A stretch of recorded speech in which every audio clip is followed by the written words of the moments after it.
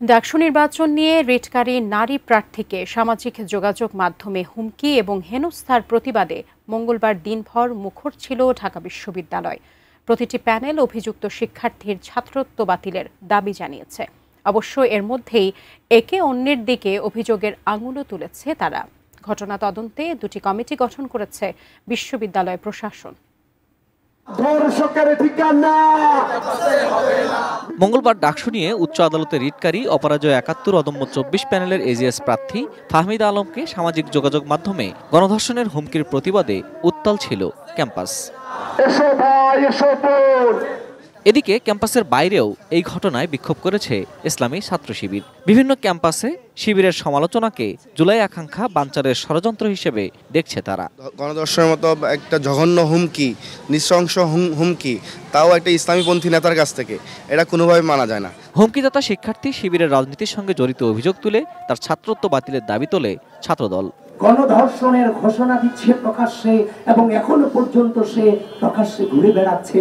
অতি অল্প সময়ের মধ্যে এই আলী হোসেন নামক এই কুলাঙ্গারকে আপনারা গ্রেফতার করবেন এবং একাডেমিক ভাবে তাকে শাস্তির আওতায় নিয়ে আসবেন।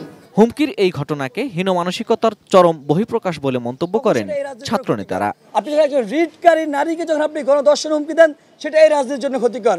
আপনি মনে করতেছেন যে আপনি অপ্রকাশ্য থেকে অ্যাডভান্টেজ নেবেন, কিন্তু সেটা কখনো ঢাকা বিশ্ববিদ্যালয়ের শিক্ষার্থীরা কিংবা আমরা কখনো হতে দেব না।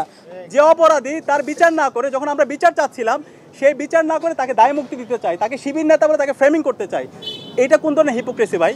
আপনারা কি আবার হাসিনার পথ বেছে নিলেন? সব কিছুতে ব্যর্থ হয়ে এক পর্যায়ে এগুলো কিভাবে ঢাকবে, এগুলো সামনে আসবে সে আশঙ্কায় শিক্ষার্থীদেরকে ভয় পেয়ে তারা এমন একটি ঘটনা করলো, যেটার ব্যাপারে আমরা নিজেরা অ্যাকশন নিয়েছি। আবারও সে আওয়ামী রাজনীতি ফিরিয়ে আনার এই অপচেষ্টা আমরা ইনশাল্লাহ রুখে দেব। আলোচিত প্যানেলগুলো এই ইস্যুতে অভিযোগের আঙ্গুল তুলছে একে অন্যের দিকে।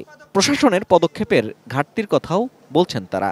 এদিকে সাইবার বুলিং করা আলী হোসেনের বিরুদ্ধে ব্যবস্থা নিতে তদন্ত কাজ শুরু হয়েছে বলে জানিয়েছে বিশ্ববিদ্যালয় প্রশাসন।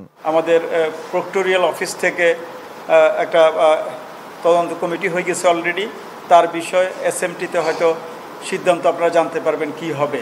সন্ধ্যায় নারীদের নিরাপত্তা, দলীয়করণ ও বিরাজনীতিকরণ মুক্ত ক্যাম্পাস সহ নানা অঙ্গীকার করে নির্বাচনী ইশতেহার ঘোষণা করেছে উমামা ফাতিমার নেতৃত্বাধীন স্বতন্ত্র শিক্ষার্থী ঐক্য প্যানেল। আমরা চেয়েছিলাম যে আমাদের যে ইশতেহার, সেটার মধ্য দিয়ে ঢাকা বিশ্ববিদ্যালয়ের ২০২৫ সালে অভ্যুত্থান পরবর্তী সময়ে সাধারণ শিক্ষার্থীদের যে আশা আকাঙ্ক্ষা, সেটা প্রতিফলিত হোক। Ferdous Rahman, ATN news, Dhaka.